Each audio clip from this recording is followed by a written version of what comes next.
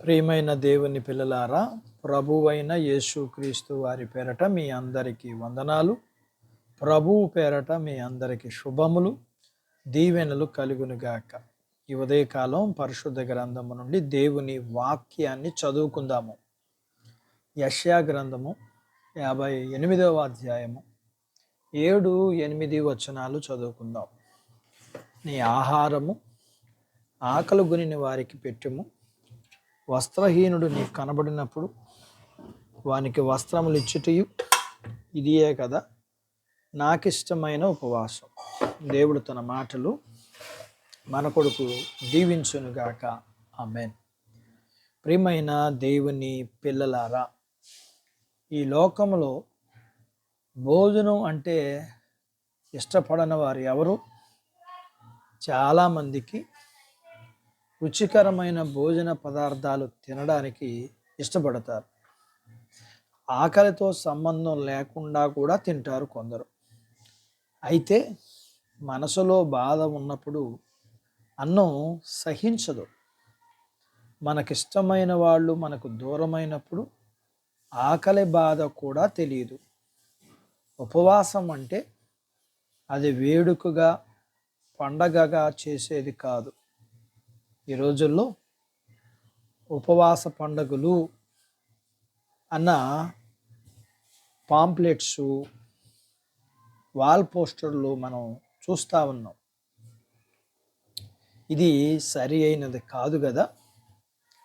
ఉపవాసము అంటే మనం అన్నిటినీ విడిచిపెట్టి దేవుని దగ్గరికి చేరటం. ఇంకా అంతేకాకుండా ఉపవాసం అంటే మన గర్వాన్ని, అహంకారాన్ని విడిచి మనల్ని మనం తగ్గించుకుని తిండి మీద ధ్యాస లేనంతగా దేవుని సన్నిధిలో గడపటం. దేవుడు మనిషిని చేసిన తర్వాత వారి కోసం చాలా రకాల పండ్ల చెట్లు వేసి ఆహారం సిద్ధం చేశాడు. మనిషి తినకుండా ఉండాలని కోరుకుంటాడా?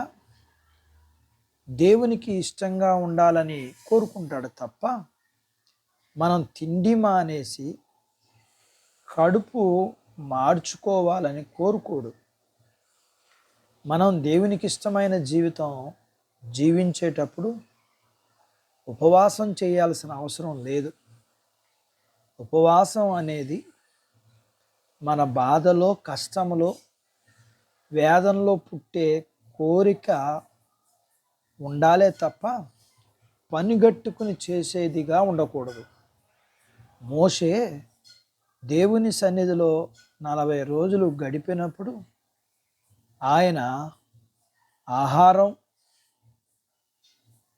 నీరు తీసుకోనప్పటికీ ఆయన ముఖం వెలిగినట్లుగా చూడగలం. దేవునితో సంబంధం లేకుండా ఉపవాసం చేయటం వల్ల ఎలాంటి ప్రయోజనం లేదు.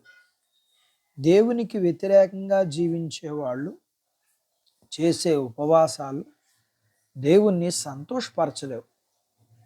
మనం ఉపవాసం ఉన్నట్లు 10 మందికి తెలిసి మనము భక్తిపరులమని గుర్తించాలనుకోకూడదు. మనుషుల మెప్పు కోసం ఉపవాసం చేసేవారిని దేవుడు అహస్యించుకుంటాడు. ఒక్క పూట భోజనం మానేసి ఉపవాసం చేసినంత మాత్రాన దేవుని కోసం మన ప్రాణాలు ఇచ్చినట్లు కాదు. పంచభక్ష పరవాణాలు, ఖరీదైన బట్టలు, విలాసవంతమైన జీవితం మానేసి ఆ భోజనాన్ని, వస్త్రాల్ని, డబ్బు పేదలకు ఇవ్వటం దేవుడు కోరుకునే ఉపవాసం. ఆచారమైన భక్తితో కాక దేవునికి ఇష్టమైన జీవితం జీవించేలా దేవుడు మనకు సహాయం చేయునుగాక. ఆమేన్. దేవుడు తన మాటలు మన కొరకు దీవించునుగాక. ఆమేన్. ప్రార్థించుకుందాము. నాతో పాటు ఏకీభవించండి. మమ్ములను మిక్కిలిగా ప్రేమించిన మా ప్రియ పరలోకపు తండ్రి, మీ పరిశుద్ధ నామమును బట్టి మీకు వందనాలు. ఈ ఉదయకాలం మీ పాదాల దగ్గర మీ లేఖనాన్ని మేము నేర్చుకోవడానికి సహాయం చేశారు.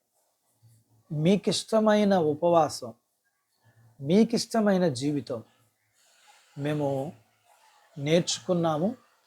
దాని ప్రకారం మా జీవితాన్ని జీవించడానికి మాకు సహాయం చేయండి. చిన్న బిడ్డలను, యవనస్తులను, వృద్ధులను, స్త్రీలను, పురుషులను దీవించండి. వారి చదువుల్లో, ఆరోగ్యాల్లో, ఉద్యోగాల ప్రయత్నాల్లో విజయాన్ని ఇవ్వండి. ఉద్యోగాలలో ప్రమోషన్స్ ఇవ్వండి.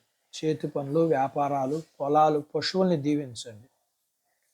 అలాగే వివాహాలు కాని వారికి అవ్వటానికి, గర్భఫలములు లేని వారికి ఇమ్మని, కలిగిన వారికి సుఖమైన ప్రసూతి ఇమ్మని, ప్రసూతి అయిన తల్లి పిల్లలకు ఆరోగ్యాలు ఇమ్మని, మీ పిల్లల అవసరాలు, సమస్యలు, బలహీనతలు, రుణాల నుంచి విడిపించి మీ పిల్లలను మీరు దీవించమని యేసు ప్రభు వారి పేరట స్తుతించి ప్రార్థించి అడిగినవన్నీ పొందుకుని ఉన్నాము తండ్రి. ఆమెన్. దేవుడు మిమ్మల్ని దీవించునుగాక. ఆమెన్.